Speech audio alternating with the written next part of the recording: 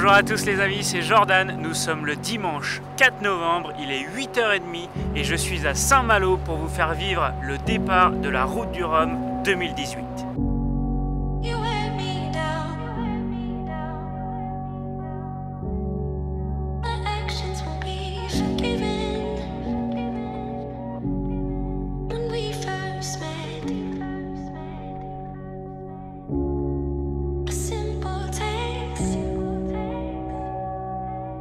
Les amis, je suis ici à Saint-Malo grâce à Camping Toapi qui sponsorise un skipper Sébastien Marcet. Donc le but du jeu c'est d'aller suivre le départ de la course. Donc on est en mer là, on est sur un petit bateau tranquille et on va essayer d'aller voir le départ de notre skipper Sébastien Marcet, voir un petit peu ce que ça donne. En tout cas il y a un monde de folie, il fait assez froid quand même, il y a un petit peu de vent mais c'est très sympa. Saint-Malo est une très belle ville, j'étais jamais venu et c'est vraiment bien sympa. Donc j'espère que ça va être plutôt cool et que vous allez aimer vivre ce départ de la Route du Rhum avec moi.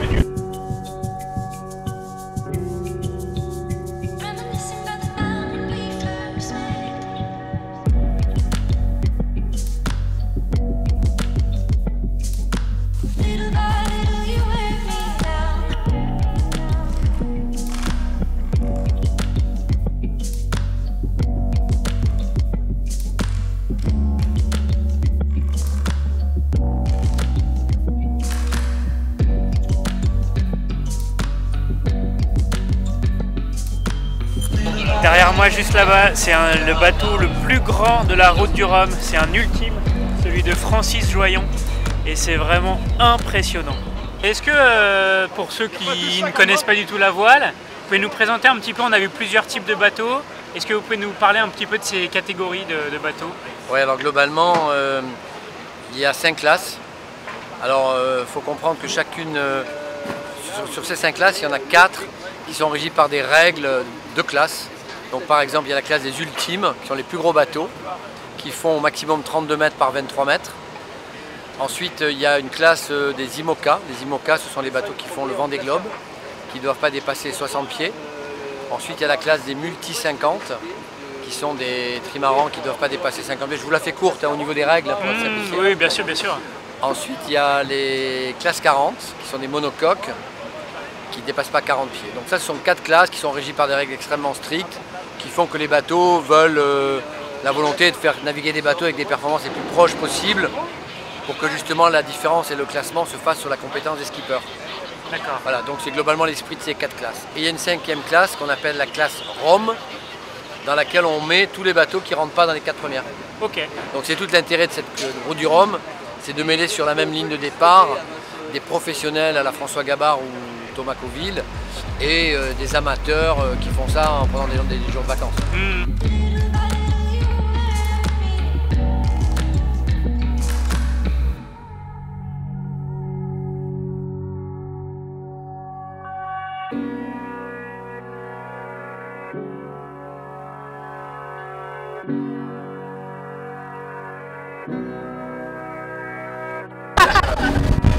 Ouais les amis, ça bouge bien là. Les voiliers ont hissé la grande voile et on n'arrive pas à les rattraper. Et ça commence à bien bouger là, comme vous pouvez le voir, ça commence à vraiment bien bouger, c'est super sympa. Vous se croyez dans un petit manège là. Derrière moi, là derrière au fond, je sais pas si vous l'avez vu, c'est François Gabard, la légende de la voile en France, qui est le favori de la course. On est loin de lui parce qu'il nous sème, il est bien plus rapide que nous, mais bon. C'est le favori de la course.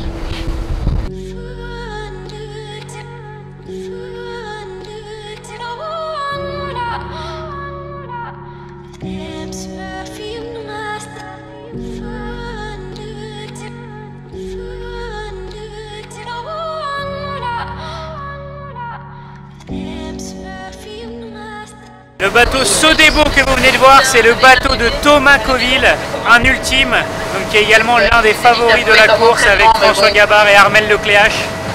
Donc c'est vraiment magnifique, ces bateaux sont énormes. Et la Route du Rhum, on part de Saint-Malo et on arrive à Pointe-à-Pitre. À Pointe-à-Pitre, voilà. En Guadeloupe, ça fait combien de distance environ? Alors, si on parle en milles, on est en 1000 marins, on est autour de 3500, 3600. Et si on parle en kilomètres pour les terriens, on est à 6400. D'accord. Et en combien de temps là les meilleurs ils vont faire à peu près environ? Alors, pour vous donner une idée, il y a 40 ans, la route du Rhum, c'était autour de 25 jours le premier. Là, les premiers ultimes, ils peuvent mettre à peine plus de 5 jours selon les conditions, entre 5 et 7 jours. D'accord. Ça va être exceptionnel. Les ultimes, il ne faut pas les comparer à d'autres bateaux.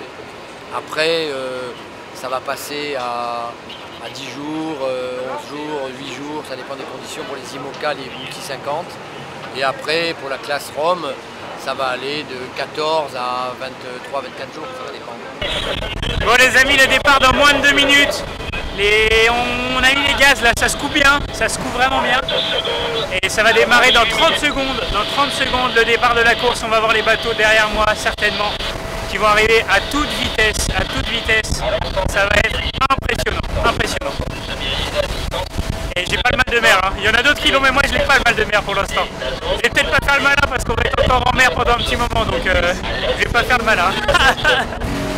La course est lancée.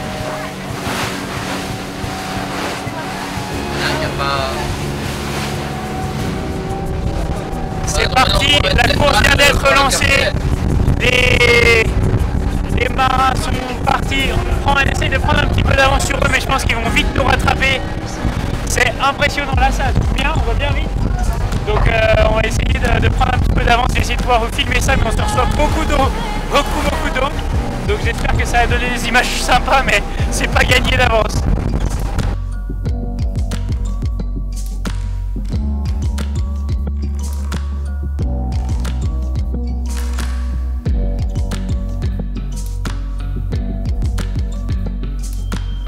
La course est partie depuis maintenant 10 minutes.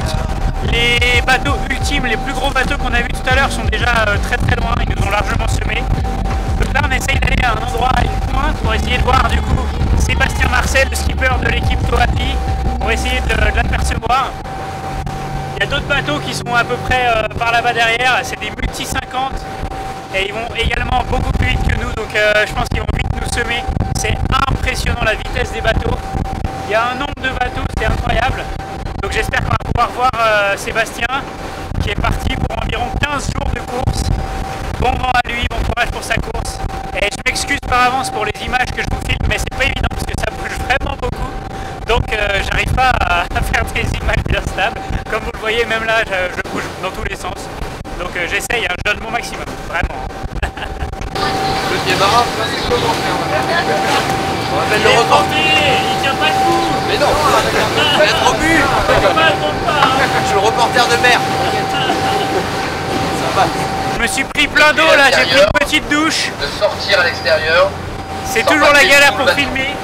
Vous voyez, il est arrivé dans l'histoire derrière, par exemple, il y en a un qui est là-bas derrière. Des IMOCA, donc des là-bas derrière, il y en a un par ici. On se retrouve complètement à l'envers. Il y en a un autre par là-bas, il y en a un autre par là-bas derrière. Et là, on va à une vitesse de malade, donc j'arrive pas à bien vous filmer en fait. Ressortir.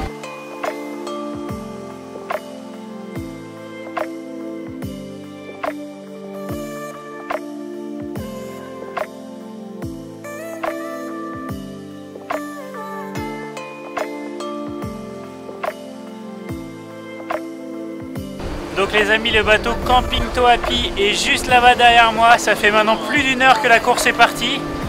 Et il est là, on le voit, il est derrière nous. Il y a un paquet de bateaux, il est plutôt bien parti, il est dans les 10 premiers de la classe 40. Donc plutôt pas mal. Et comme vous pouvez le voir, il y a plein de bateaux autour de nous. Ça se coupe pas mal, on se reçoit plein d'eau, plein de vagues.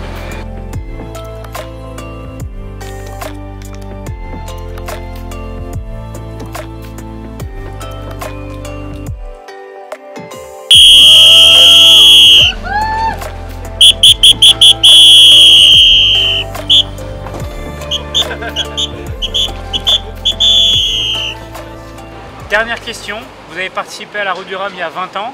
Est-ce que vous avez une petite anecdote à nous raconter sur votre course, je sais pas, quelque chose de drôle ou quelque chose d'incroyable qui vous est arrivé pendant cette course C'était pas drôle en fait, c'est que j'ai cassé mon bateau. Voilà, donc, Et comment vous avez fini la course? J'ai pas fini. D'accord. J'ai dû abandonner et pour tout dire, quand on prépare une course comme la Route du Rhum, pour tous les 123 bateaux qui sont là, les 123 skippers, je peux vous dire que c'est un engagement extrêmement important. C'est de la passion, c'est de l'énergie, c'est du temps, c'est des sacrifices terribles pour pouvoir être au départ de la course. Et ça va se produire, là. Il y a des bateaux qui vont casser, qui vont abandonner. Et bien, il faudra être gentil avec eux parce que je peux vous dire que pendant 6 mois, on a beaucoup de mal à s'en remettre. Bien sûr. C'est une grande tristesse, quoi. Les amis, ça y est, fin de la journée à Saint-Malo, on est de retour sur Terre. On a fait une petite visite de Saint-Malo, c'est une ville très sympa, c'est vraiment très joli. En tout cas, je remercie vraiment Camping Toapi de m'avoir fait vivre ce départ de la Route du Rhum 2018.